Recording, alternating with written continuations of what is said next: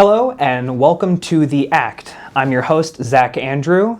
Welcome to the first episode. So basically what we're going to be doing here is I'm going to be talking to different actors, filmmakers, musicians, and just the different artists that are here at Oakland University and just see how did they get their start, what they're doing now, and overall just have a good time.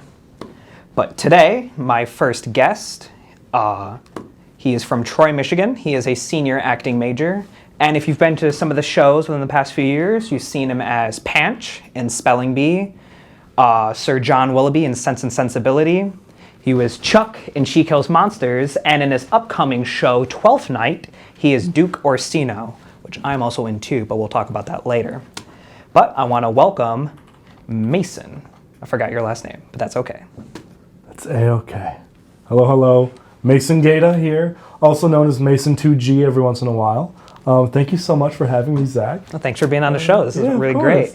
So, 12th night, we're doing that. Mm-hmm. I'm really excited. This is going to be great. So, why don't we just talk a little bit about that? So, 12th night is a Shakespeare play, and you are Duke Orsino. Duke Orsino.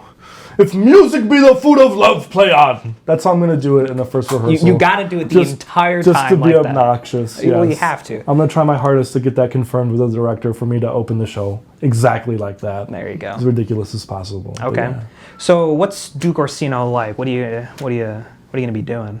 I have no idea. I need to read the play. No, I'm kidding. I've read the play. Duke Orsino is kind of a lover.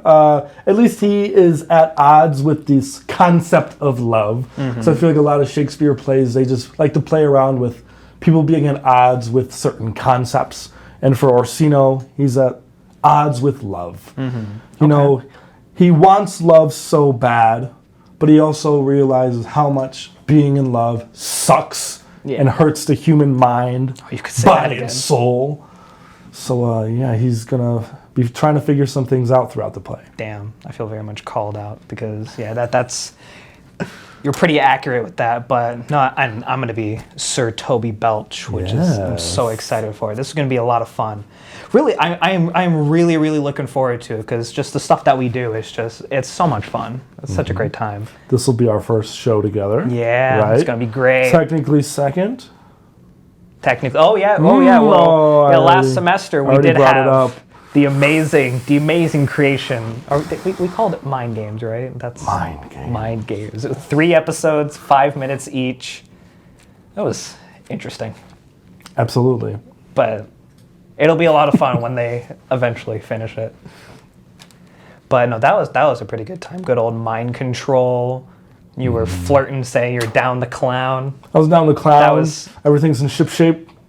That was honestly the best part of the whole thing. That one scene, best part of the whole show. Favorite scene. Honestly, amazing. Favorite monologue I think I've ever done. Mm-hmm. Really. I think I should keep that one in my back pocket. Oh, definitely. Yeah. When you're out in the professional career, you're auditioning for the 130th Marvel movie, you're going to be like, all right. Absolutely, yes. So I have this monologue from college, and I think it really fits this character. And I feel like there's already been 130 Marvel movies. It's got to be like the 600th Marvel movie. That's true, yeah. It's...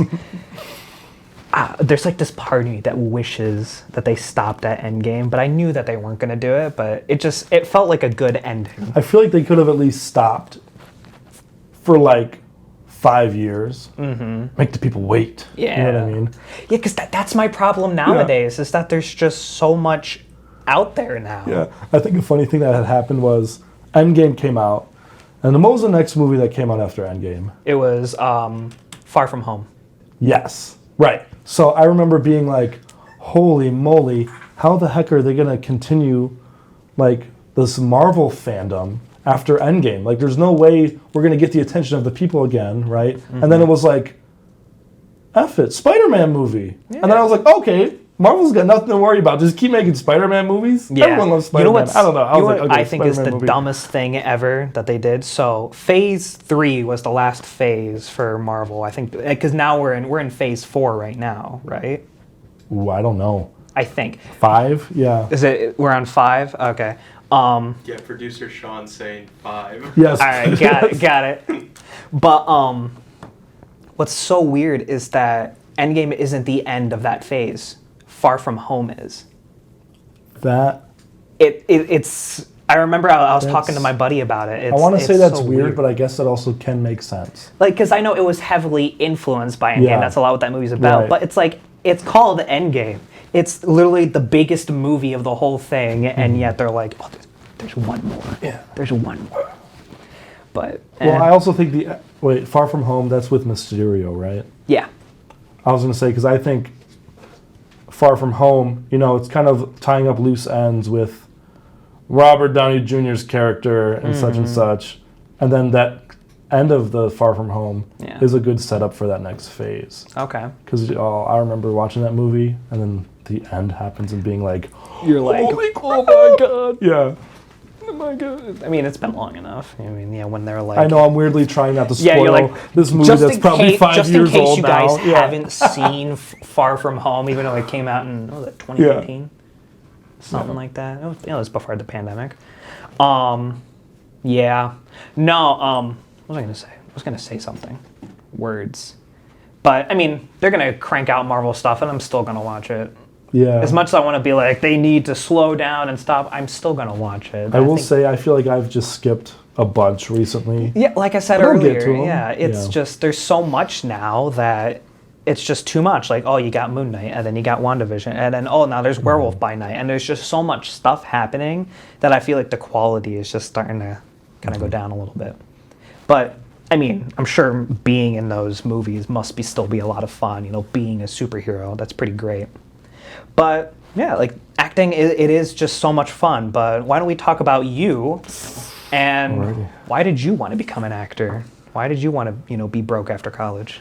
So, being broke after college, this is true. My decisions behind it, I guess it would go back to about middle school, weirdly enough, because that's when I got into drama class. Ooh. And it was literally like, I was in 7th grade, and of course, like most schools, the English teacher is also the drama teacher, right? And I was in my English class, and I was doing something stupid.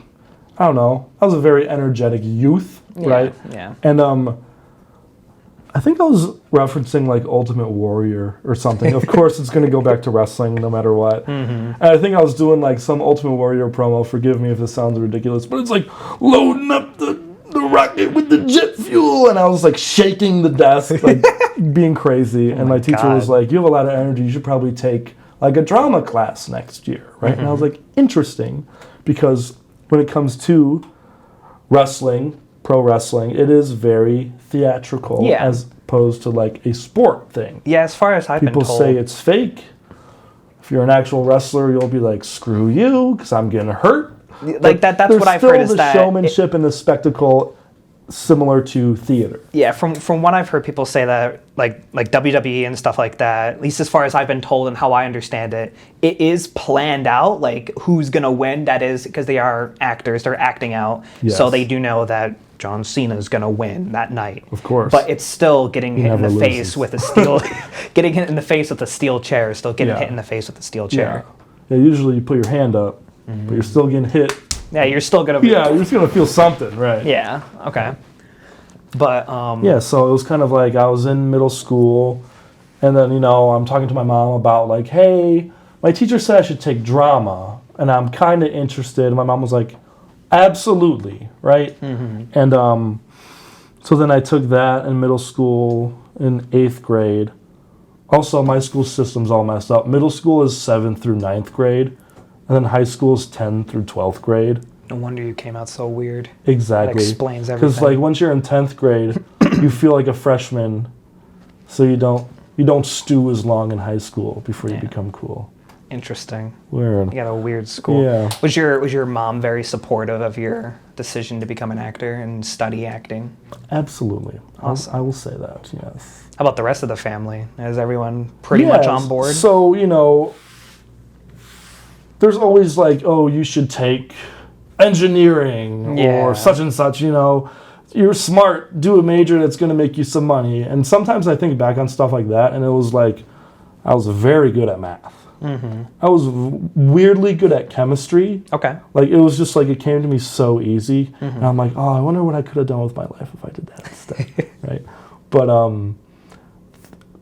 But it comes to a thing like, I didn't want to work in a cubicle, office cubicle. Yeah. In a cube. I was kind of like, I want to be more free roaming, and then, hopefully if this acting thing turns out right, that's what it'll give me. Yeah, and like, do you want to like travel? Absolutely. I want to do a film. I want to do a film in like some weird, like, not like a place I'd never expected to go to, Go film a movie on Mars, just imagine. Yeah, or like Australia or something, like something super far away. And also with wrestling, they travel all the time, like literally weekly. You know what I mean? Do you?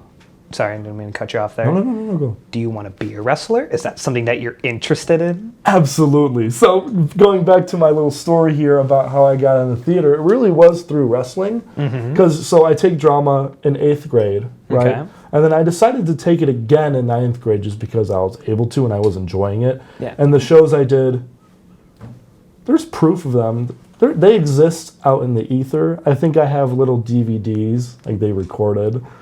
We don't. Oh God. They're in a shelf somewhere at my house. Yeah, I'm sure you've been like, oh, there I am. I think I watched them like the week I got them in middle school, but I'll probably never pull those out ever again. They don't need to see the light of day. I mean, maybe at the end of this video, we'll just put in there like, oh, here's what Mason did. Yeah, I'll make sure you get those. So now going into high school, here was my plan. It was, I'm going to do theater, and then I'm going to be on the amateur wrestling team, right? So just to make sure I'm doing both. Okay. Right? And what had happened was scheduling sucks just for anything and everything, right? So it was kind of like I did my first show, or at least worked on my first show in high school, right? And then there was the, it's called MIFA, the Michigan Interscholastic. I don't even think I said that word right. I mean, you could completely make it up, and I would be like, I honestly something association maybe. Okay. Right. Works for me. It was a one-act festival where you go to different schools with your set and such, and here's the gimmick, right? It's you have 25 minutes to set up your set, and that includes lights, sound, like running wires, like crazy stuff, right? And then you have 45 minutes to perform, so a one act, right? And then you have 10 minutes to rip everything down and get out of the theater. Okay. Which is crazy to think about how that happened, right? Right. So people were like, Mason, you should really do that, right? And it was kind of like, that sounds very interesting, but I'm literally trying out for the wrestling team. So I did like the first week of the wrestling team, they call it like Hell Week, because it's like where they weed out the weaklings, right? Yeah. And it was kind of like, I was having a good time doing it. I thought the workouts were fun. And then they were like, yeah, depending on how much you weigh, you might have to cut weight. And I was like, I'm 140 pounds. I'm trying to gain weight. If I'm going to be a wrestler, I'm trying to be. Yeah, you want to be big, trying to be huge. So it was kind of like with the scheduling, I couldn't do both. And I think I was just having more of a fun time with theater. And I also didn't want to starve myself for the wrestling team. Yeah. So where it was kind of like, I kind of put the amateur wrestling stuff aside and stuck with the theater, which I stuck out with throughout high school, right? And the original plan was to still get in shape during that time. So out of high school, I'd be in shape to start wrestling, right? But that wasn't the case. And I was really having a fun time, and then once I found out I could do theater in college, it was kind of like, that's something I'm highly interested in, because also it'll prep me for a career within theater, alongside wrestling. Right. And, I can tell my parents, hey, I have a college degree. I have a college degree. Okay, I have a college degree. I did it. I got a bachelor's. Yeah, I got my 4. I did my time. I got my 4 years in. But yeah, wrestling's still always on the back of my mind all the time, How do you, I mean, have you researched it? Do you know, how do they go back and, how do they go through and audition for that? How do you hey, hi, my name's Steve. I'm the Boulder. I'm the Boulder. So for the longest time, it felt very behind closed doors as to how you got into the wrestling business. But, there is a hierarchy. There's WWE, which is the top one. Yeah. I would say AEW is definitely number 2 now, which is a new company that came about in 2019. Oh, right? Okay. So this is new. Yeah. And they're on TBS and TNT. They got a really good TV deal, right? Okay. And they actually just bought out another company, right? And now they're kind of merged, and it's kind of fun, right? And but there's still the independent wrestling companies, which are the really small, local, nitty-gritty areas, right? Yeah. Which I've attended a few of those shows. Sometimes they go crazy because they can get away with anything. Okay. Right? Like WWE is very PG, pristine. It's John Cena's a literal superhero, basically, right? But like sometimes these smaller companies, it's like, we're gonna do deathmatch wrestling. Yeah. I literally went to a show and they were hitting each other with like fluorescent light tubes. That, Like- okay, that actually sounds kind of fun, but It was very dangerous. It was disturbingly violent, I will say. And since we're on an Oakland podcast, I won't go into detail. There you go. How old were you when you saw this? Oh, it was like last year. It was like one of those things where I was like, I gotta go to at least one of these. And it was funny because my sister, with her boyfriend, he's actually a wrestling fan too, and he's actually been around to a few of these indie events, right? So she had actually been to one with him like the week before, right? And then me and my boys were gonna go see this other one, but one of them couldn't go because of work, so we brought her again. Okay. And it's weird since like my sister, who wasn't really into wrestling at all, right, has seen more like indie shows than I have. You know what I mean? It's just So funny. it kind of brings me into what I was going to ask next is, are you the only wrestling fan, or is like, is anyone else in your family like big fans? Like you mentioned your sister. Yeah, so usually at the beginning, so I would say I started watching in like 2008, maybe, which means I've been watching wrestling for way too long. So you were like 8 years old or so. Yeah, so that means I've been watching wrestling for probably over 10 years. Sheesh. Jeez Louise. You're an old fart. Literally have not stopped at all. Gosh. I mean, that's me with Anyway. Star Wars, so I get you. Right. So originally it was kind of just me, and it was kind of like my family would watch it with me because they knew that was like an interest, but maybe they weren't in it as much, or it was kind of like a he'll grow out of it type deal, right? Because that's what I feel like around that age, 2008, I'm like 7, 8 years old, right? It's kind of like a lot of people, at least that I knew at that time, like in elementary school, everyone liked wrestling. But then once you get old or you find out it's fake, everyone kind of stops. Yeah. Right? But it was just kind of like, I found out it was fake, and I went, okay, whatever. You're still watching. It doesn't stop me. I'm still invested in the stories being told. And then as I've gotten older, and then you're kind of like looking at it, knowing it's fake and trying to figure out like, how do they do this? How do they do that? And then, getting in on the internet and reading the dirt sheets and stuff, it becomes very interesting from like a business perspective, like how it's really run, which has just fascinated me forever, right? Yeah. So, yeah.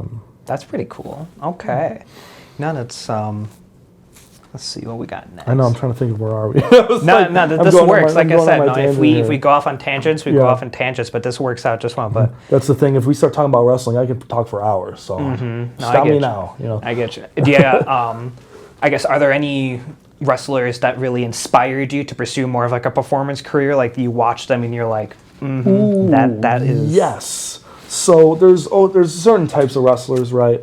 There are the wrestlers who are like, Well, there are the wrestlers who are like, I'm a wrestler, right? And they're very not fun. 20 minutes. Oh, is that where we're at right now? Yeah. Holy crap. Holy moly, that was quick Damn, fast. this is Quick fast. So okay, quick fast. there are the wrestlers who are very boring in the sense of like, I'm a wrestler, and they wear their trunks and their boots, and they have no showmanship other than I'm a wrestler and I do wrestling holds, right? Okay. When it comes to like wrestlers with the showmanship that is like akin, is that how I use that word? Akin to theatrics, I would say like Macho Man Randy Savage. Okay. He's got the robes, he's got the tights, he's got the colors. He's the space cowboy. He's got the hat with the glasses, or like Ric Flair, he comes out with the robes and he's got the bleach blonde mullet, right? There's the Heartbreak Kid, Shawn Michaels, who's just cool. Yeah. I don't know.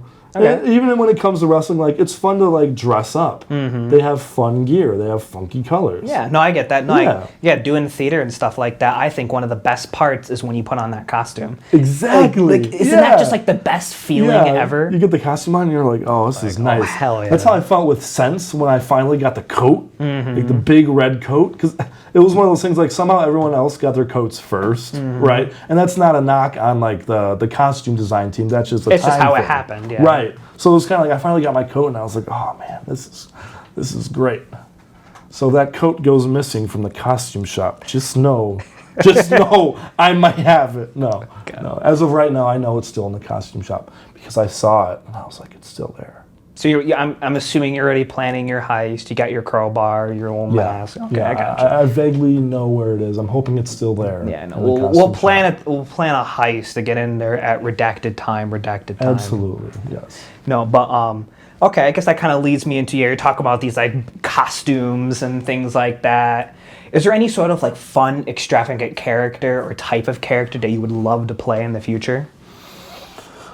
So I know we talked about Marvel for a minute. I would love to do a Marvel thing. I get that. Even just in general, like if you do one Marvel thing, you're pretty much set for life because you become a highly known actor. You're going to get paid a crap ton of money for it, right? And also you're just a superhero. You get like That's you why get to be a superhero. That's why I'm so nervous about like them starting to do like X-Men stuff in the Marvel universe. Now I feel like I'm getting into spoilers. Okay. I mean, if you're a Marvel fan, then you know that they weren't talking about adding in X-Men for a while. Yeah. So they a want to do certain their own character version. just popped up in a Doctor Strange movie? Question mark? Oh yeah. I mean, Did I spoil it for you? No, I'm joking. it came out So last year. I kind of was like, oh, dang it. Don't do X-Men yet. Let me get a little older. Let me become more established because I want to be Cyclops or something. That'd be fun. Just give me a minute. Let me age a little bit. You know? I think though they want to do their own. I don't think they're going to bring back all the original actors though. I don't think so either. I think it's going to be like Fantastic Four. They're going to do their own actors Right. and their own version of it. Which put me in there. Yeah. I mean, I honestly, Flaming Torch? Come on now. you could do a Wolverine. I'll do I could something see it. crazy. That'd be fun. I'll be insane. I'll grow my sideburns out again. Exactly. Like I did for Sense and Although actually, Sensibility. Hugh Jackman Wolverine is not. This is me doing my like whole nerd thing. Hugh Jackman Wolverine isn't actually like original Wolverine. Original Wolverine was short, stout, and his Right. costume was brown, and he was big Canadian. It was pretty neat. But no, I get you. No, Marvel movies would be a lot of fun. That would be really cool. I think that's definitely on my bucket list too as an actor is a superhero movie. I know for me personally, like your WWE is my superheroes. I Right, love nice. superheroes. So is there a certain superhero that you would want to play? Like anyone in particular that you're like, oh, I would say Cyclops, but also I have to think of like, oh, these are superheroes that haven't been in the MCU yet. You know what I Right. mean? yeah, you can't be like, I want to play Iron Man because you're not Robert Right, Downey right. Jr. Don't even So I try would to say be. Cyclops, Flaming Torch, Human Torch. Human Torch, Flaming Torch. Forgive me, I guess I'm not that big of a Marvel fan. That's all right. Mr. Fantastic would be cool. That would be fun. I remember like the OG Fantastic Four movies, you know? I love them. I still love them to this day. I probably haven't watched them in 10 years. I think I've only seen the first one, so Oh, the Silver Surfer one?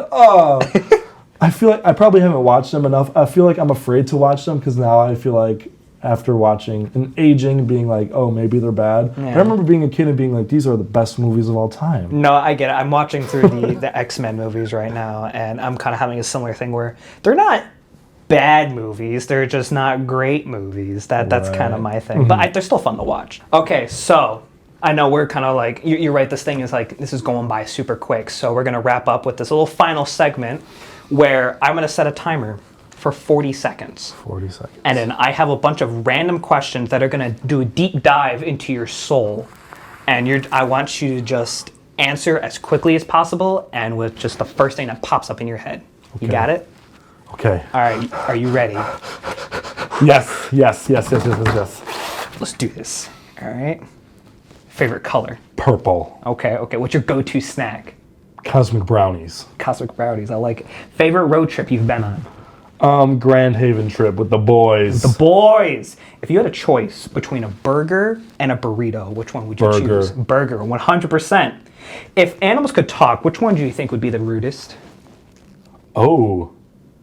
Cats. Yeah, no cats. Yeah. Would you rather own a horse that's the size of a cat or a cat that's the size of a horse? Horse size of a cat. Okay. Who's better, Iron Man or Captain America? Oh. Iron Man. But I like Cap a lot. What's a video game world do you want to be in? Oh, you can answer that last one. WWE 2K, whichever one. Okay. Okay, we got through about half of it, so that's nice. pretty good. Yeah. All right. But I think that will conclude it. Thank you for coming on the show and being the first person. Yes, to be I'm on the so first honored episode. to be in the first episode. Hopefully, this isn't the last Oh yeah. episode I'm on or episode ever. Oh yeah. Hopefully we'll do a comeback episode where of course. we can come back and talk mind more. games commentary. Yes, we need. Oh, I really want to do that. I would love to do a mind games Oh commentary. goodness, we got to get the whole cast on too. Oh, that'd be incredible. Yeah. But awesome. Thank you for being on the show. Yes, thank you so much. And then, talk to y'all now. In the comments, if there's any other people on campus, any professors, any other people that you know that you want us to talk to and have a fun conversation with, let us know. But until then, adios.